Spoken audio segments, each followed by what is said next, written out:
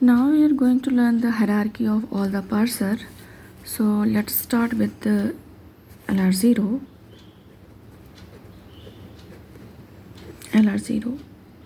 First LR0 will come, then SLR will come, then we check for LR1, then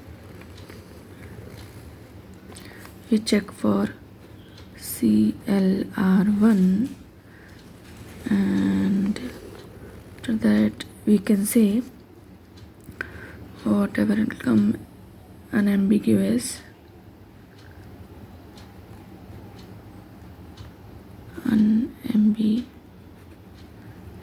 grammar. So this is the way of all the parser hierarchy, or we can say simply LL1 can come in between LR0, SLR1 and LR1.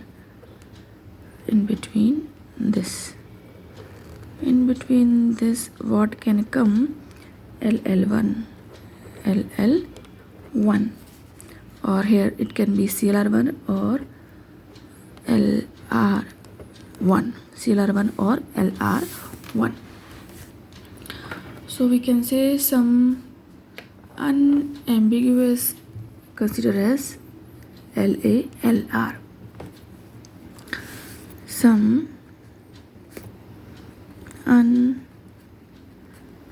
unambiguous can consider as LALR. So what is the hierarchy, or we can say how we can write it? We can write like this. This LR0 is a subset of LR1. LR1 is a subset of LR2. LR2 is a subset of LR3, and it is a subset of LRK. So in that way that hierarchy work.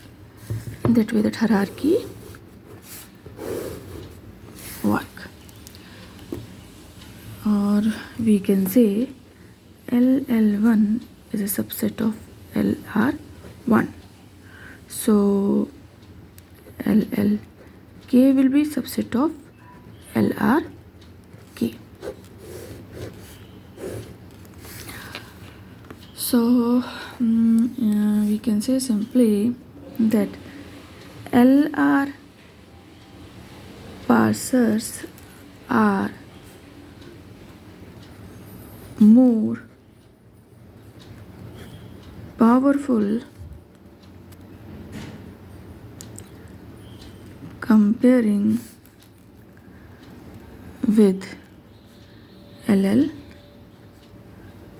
parser, and LR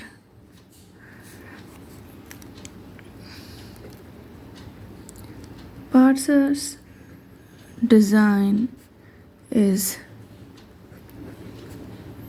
difficult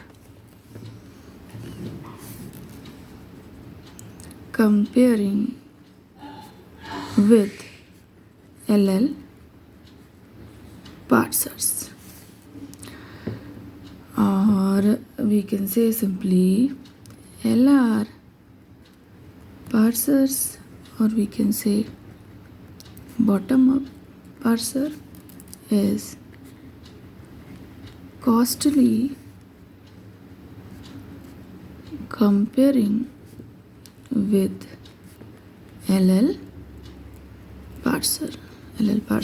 That is top down, because bottom-up